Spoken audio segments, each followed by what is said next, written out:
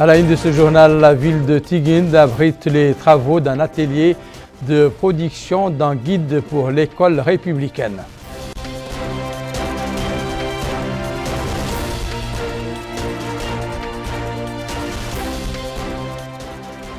Ouverture à Nouakchott des assises du premier congrès international soutenabilité environnementale et économique dans des zones humides du Sahel ou les zones humides du Sahel.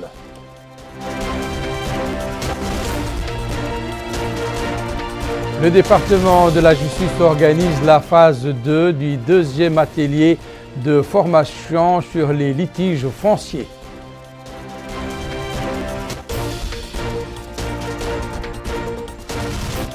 Mesdames, Messieurs, bonsoir et bienvenue à cette édition du journal que nous commençons par l'actualité parlementaire. La conférence des présidents à l'Assemblée nationale réunie ce jour a planché sur 3 objets de projet de loi soumis par le gouvernement à l'approbation des députés. Il s'agit du projet de loi de finances initiale pour l'année 2023 et ce portant autorisation et ratification de l'accord de financement signé entre notre pays et l'Association internationale de développement IDA destiné à l'appui budgétaire pour le financement des politiques de développement pour la réforme du secteur privé, du numérique et des ressources humaines, ainsi que la ratification de l'accord de crédit signé entre le gouvernement et le Fonds saoudien de développement destiné à la participation au financement du projet d'approvisionnement en eau potable de la ville de Kifa à partir du fleuve Sénégal.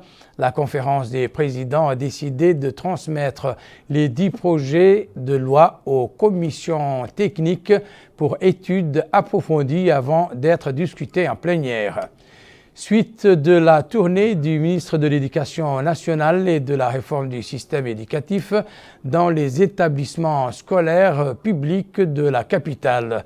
M. Brahim Waloul Mohamed Lemine a assisté ce matin à la levée des couleurs dans la cour de l'école Salah Ben Abdel Wahab, relevant de la Muqata'at de Sebra au rythme de l'hymne national chanté en chœur par les élèves de l'établissement. Il a ensuite entrepris une visite dans les classes pour s'informer sur le déroulement des cours.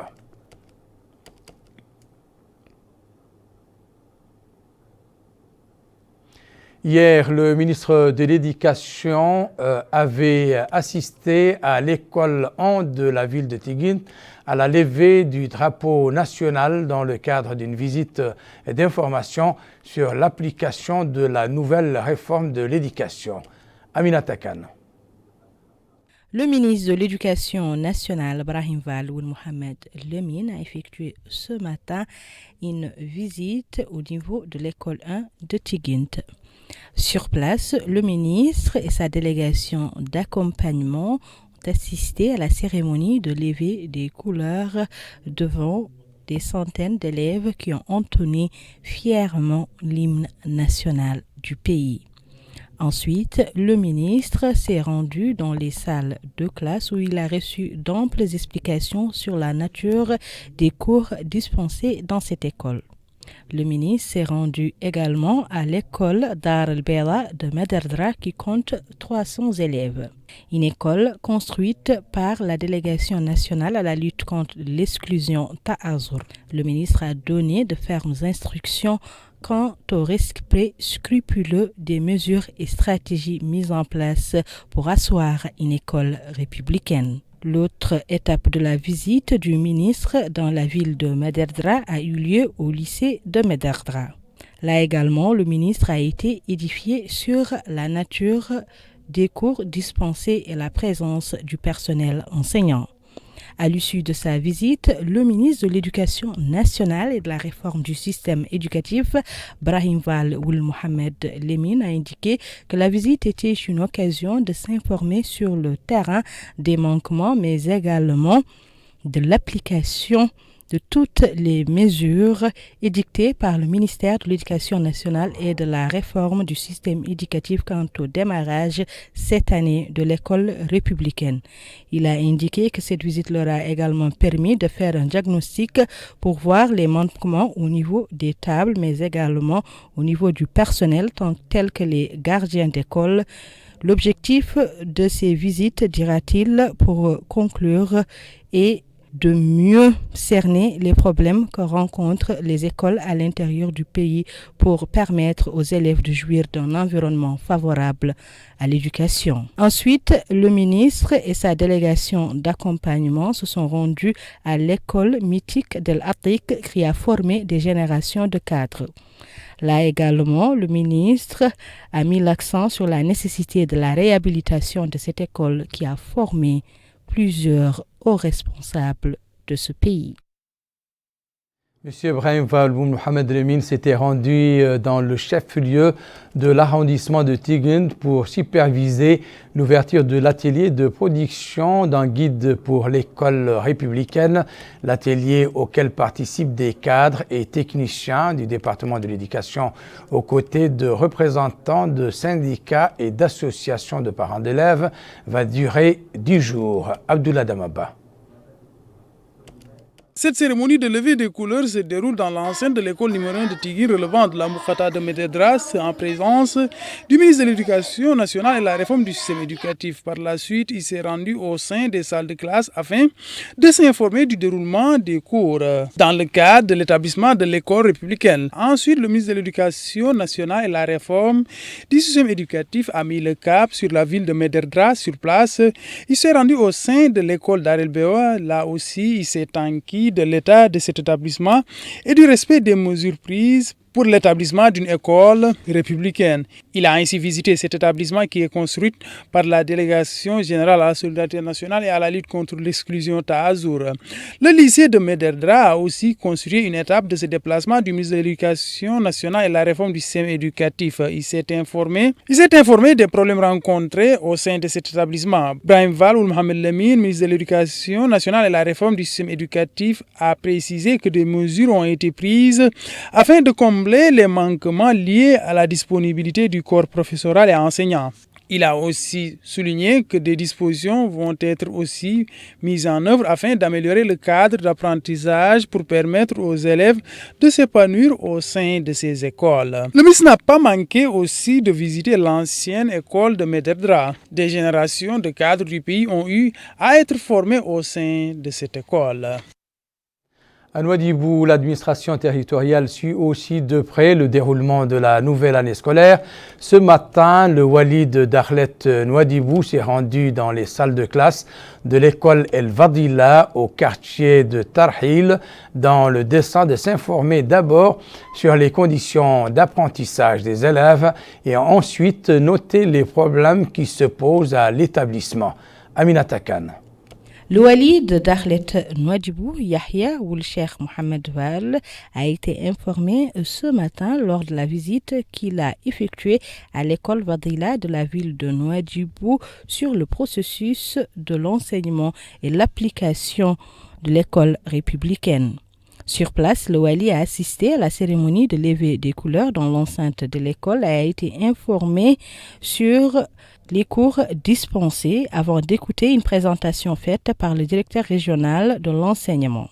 En marge de la visite, le directeur régional de l'éducation nationale a expliqué que cette visite fait partie d'une série de visites entreprises par le Wali afin de voir la situation des établissements d'enseignement public. Il a remercié les autorités administratives pour avoir suivi le rythme du processus éducatif mis en place. Tout ceci s'inscrit dans le souci, dira-t-il, de bien suivre le déroulement ensuite pour trouver des solutions aux problèmes posés. Au cours de cette visite, le Wali était accompagné par ses plus proches collaborateurs. Ici à Nouakchott, le ministre de l'Enseignement supérieur et de la Recherche scientifique a supervisé ce matin le lancement du premier congrès international Soutenabilité environnementale et économique dans les zones humides du Sahel.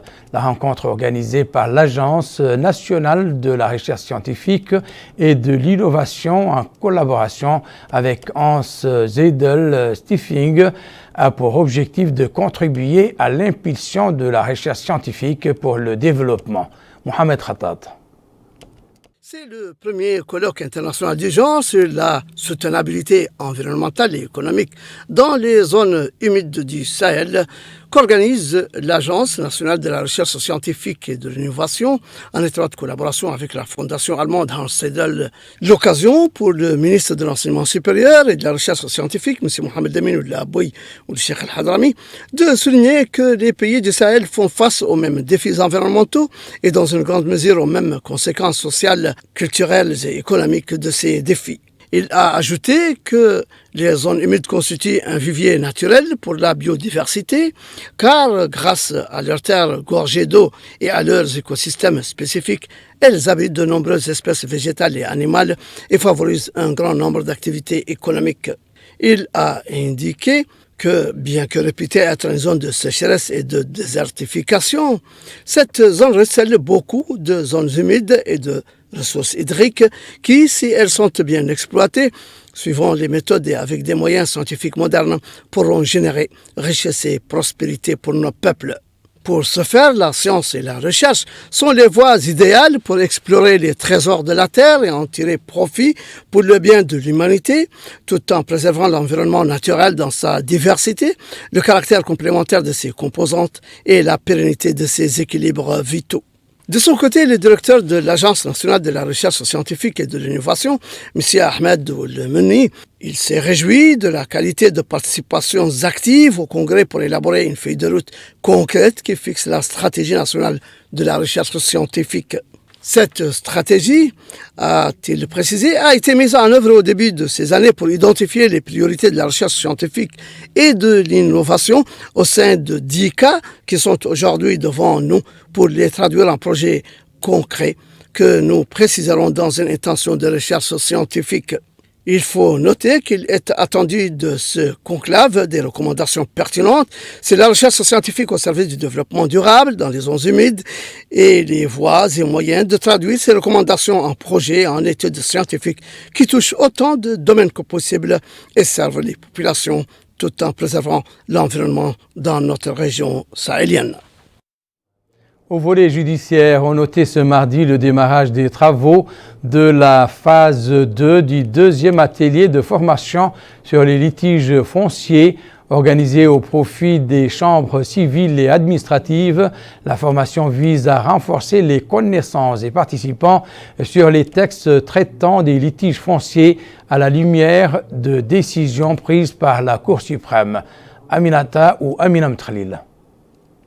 Dans la résolution des litiges fonciers est l'objectif du deuxième colloque organisé par le ministère de la Justice au profit des juridictions civiles et administratives sur les lois relatives aux litiges fonciers. Prennent part à ces sessions de formation des magistrats, greffiers, avocats, ainsi que des représentants des ministères de la Justice, de l'Intérieur, de la décentralisation, de l'habitat, de l'urbanisme et de l'aménagement du territoire et des finances. Lors de ce mot d'ouverture, le secrétaire général du ministère de la Justice a rappelé la grande responsabilité qui revient au secteur de la justice qui lui accorde une place de choix dans les politiques gouvernementales de développement et de modernisation. Les instructions du président de la République dans ce sens ont, ajoute-t-il, été traduites dans le programme du gouvernement du Premier ministre, M. Mohamed Ould Bilal Messoud, adopté par le Parlement et faisant de la réforme du secteur de la justice un objectif stratégique. M. Mohamed Ould Ahmed Aïd a terminé son intervention en situant le présent atelier dans le cadre d'une série d'activités visant l'amélioration de la qualité des prestations judiciaires et ce, à travers le renforcement des capacités des juges et magistrats et la mise à jour périodique de leurs connaissances concernant les nouveautés de l'arsenal juridique national, l'encouragement des bonnes pratiques judiciaires à travers l'échange sur des questions légales liées aux litiges, l'identification de mécanismes efficaces permettant de résoudre les litiges litiges, notamment fonciers, et l'identification des difficultés entravant l'application des lois relatives aux litiges fonciers et les règles de procédure. Il est à noter que le présent colloque s'inscrit dans le cadre d'une série d'activités organisées par le ministère de la Justice et visant à résoudre les problèmes liés aux litiges fonciers. Retraitées, mais elles demeurent actives, les femmes retraitées sont regroupées dans une association dont elles ont décidé de lancer aujourd'hui les activités. Quel objectif vise-t-elle à travers cette association? La réponse dans cet élément d'Abdoullah Damaba. Œuvrer pour l'autonomisation des femmes et les impliquer dans le cadre de l'amélioration des conditions socio-économiques des membres de cette frange, tel est en somme l'objectif de cette association des femmes retraitées. La présidente de l'association des femmes retraitées, Vadma Mundjiobe, a affirmé que les femmes retraitées, membres de cette association, se sont données corps et âme au service du pays. Elle a en outre salué leur contribution et dévouement pour l'évolution de la société. Elle a enfin mis en avant l'objectif de cette association. Le directeur des relations avec la société civile au sein du commissariat aux droits de l'homme, à l'action humanitaire et aux relations avec la société civile, Issel Moualine, a affirmé que l'association des femmes retraitées œuvre pour les droits des femmes et favoriser le renforcement des capacités des membres de la gente féminine, ce qui, souligne-t-il, est partie intégrante du programme et priorité du président de la République. Rappelons que ce regroupement regroupe des femmes retraitées du secteur public et privé. Nous quittons Nouakchott pour les prairies de la Mourata de Kobeni. C'est dans le Haut del Gharbi. C'est de là que le Wali a donné aujourd'hui le coup d'envoi d'une campagne de sensibilisation sur les dangers des feux de brousse. Le but étant d'attirer l'attention de la population sur l'importance de préserver le couvert végétal. Mohamed Khattab. Au cours de la réunion qu'il a tenue avec les éleveurs, les élus locaux, les cadres, les notables et les organisations de la société civile dans le cadre du lancement de la campagne nationale de protection des pâturages et de lutte contre les feux de brousse, le wali du Houd Sharqi, M. Ahmed Mamadou Kelly, a appelé à intensifier la sensibilisation sur la gravité des feux de brousse sur le couvert végétal pour protéger le potentiel pastoral. Comme vous le savez, a-t-il dit, cette année, de bonnes pluies se sont abattues sur le pays et sur notre wilaya qui a bénéficié d'excellents pâturages sur des milliers d'hectares qu'il faut préserver. L'État est conscient des grands risques qui pèsent sur cette richesse naturelle, notamment dans cette zone, et cette campagne vise à limiter sensiblement les feux de brousse et les incendies dans les zones pastorales. Cela demande beaucoup de responsabilité et la conjugaison des efforts de tous, a-t-il conclu. Pour sa part, la députée de Kobeni, Mme Fatimata Mentali Mahmoud, a appelé les pouvoirs publics à redoubler d'efforts pour sécuriser les pâturages et le couvert végétal. De son côté, le président du conseil régional du Houd El Gharbi, M. Khatar Ould Cheikh Ahmed, a exhorté les populations à s'impliquer davantage dans la protection des pâturages, qui sont une richesse naturelle tout aussi importante, a-t-il dit, que le fer et le poisson, le cuivre ou l'or, et qu'il ne faut pas laisser les incendies détruire le potentiel pastoral. Le maire de Kobeni a versé dans le même sens, appelant les autorités à prendre toutes les dispositions et toutes les mesures nécessaires pour sécuriser le couvert végétal. Enfin, le représentant régional du ministère de l'Environnement et du Développement durable a rappelé que le département a mis en place un vaste programme comprenant une caravane englobant la direction, la région, les organisations de la société civile pour sensibiliser sur les feux de brousse. Il est attendu de cette campagne de sensibilisation de provoquer un élan de sursaut chez les populations pour s'impliquer davantage dans la préservation des réserves de pâturage et la lutte contre la dégradation de l'environnement. Son collègue de la wilaya d'Itrarza poursuit, lui, les contacts avec les citoyens vivant sur cet espace. M. Mohamed Ould Ahmed Mouloud a présidé hier 2 réunions en Balal et Kermassen, au cours desquelles il s'est informé sur la nature des problèmes posés. Amina Mthlila. Les populations du Kharza ont afflué massivement à la commune de Mbalal pour assister à la rencontre réunissant autorités administratives et représentants des populations. S'exprimant au nom de celle-ci, le maire de la commune de Mbalal a formulé une série de doléances concernant essentiellement l'accès à l'eau potable, le désenclavement de la zone et l'appui logistique au centre d'enregistrement des populations et des titres sécurisés. Pour sa part, M. Mohamed Ahmed Mouloud a, lors de son intervention, indiqué que les rencontres de proximité entre l'administration et ses usagers constituent une priorité pour les pouvoirs publics qui adoptent une approche inclusive et participative de prise de décision. Quant aux intervenants lors de cette rencontre, ils ont loué les efforts fournis dans le domaine de l'ancrage de l'état de droit et des valeurs d'équité à travers des interventions solidaires visant les couches vulnérables de la société. Ils ont enfin souligné le caractère urgent des problèmes signalés. Autre étape de la visite du Wadi, la commune de Karmassen, où il s'est réuni avec les cadres et élus locaux, exposé les lignes directrices de la politique du gouvernement et appelé à son accompagnement dans les programmes de développement. Les élus locaux de la commune ont demandé davantage d'appui aux agriculteurs, notamment la lutte contre les ravageurs agricoles et l'aménagement des terres. L'occasion pour les responsables des services régionaux de répondre chacun en ce qui le concerne aux questions des intervenants en réaffirmant l'intention de leur secteur de poursuivre les échanges constructifs de proximité avec les populations locales. Plus au nord maintenant et précisément à Nadrar où les comités départementaux pour la protection des enfants ont entamé leur activité. L'action est entreprise par la Direction régionale de l'action sociale, de l'enfance et de la famille en collaboration avec l'ONG américaine Sauvons les enfants. Naja Jakani. Il s'agit d'une cérémonie de lancement des activités du comité départemental de protection de l'enfant d'Attar. Ouvrant la cérémonie, le Hakam de la Muqata'a d'Attar, M. Mohamed Saïd Oulbegili, a déclaré que la mise en place d'une stratégie par l'État vise à améliorer les conditions de vie de l'enfant car elle garantit sa protection. D'où la mise en place de comités nationaux, régionaux et départementaux. Comme c'est le cas aujourd'hui de la Muqata'a d'Attar. S'exprimant pour la circonstance, la directrice régionale de l'action sociale de l'enfance et de la famille dans la wilaya de l'Atrar, Mme Mamam Tkba, a indiqué que le département concerné garantira à travers ses comités départementaux la protection et la prise en charge des enfants ciblés contre la dépravation. Dans ce cadre, elle a précisé que le comité départemental constitué aujourd'hui comprend les médecins de la Muqata'a, les représentants du centre de l'état civil, le commissaire de police au niveau de la Muqata'a d'Attar, l'association des parents d'élèves, ainsi que les organisations non gouvernementales. Il est à noter que la cérémonie a été marquée par un exposé sur la protection de l'enfant. Nous refermons ce journal par le point de santé de Boustaïla.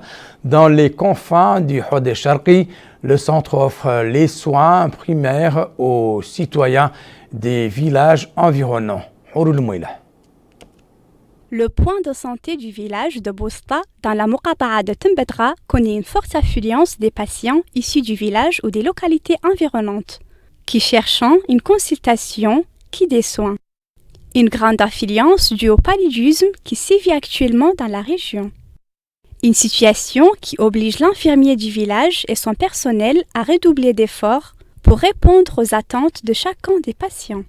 Des patients très satisfaits des services de santé qu'on leur offre tout en plein dent pour l'agrandissement du spectre de soins. À présent, le rappel des principaux titres de cette édition. La ville de Tighind abrite les travaux d'un atelier de production dans Guide pour l'école républicaine.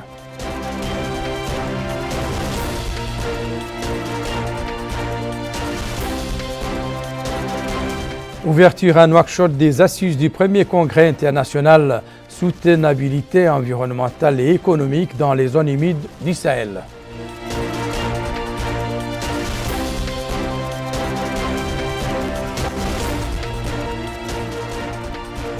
Le département de la justice organise la phase 2 du deuxième atelier de formation sur les litiges fonciers.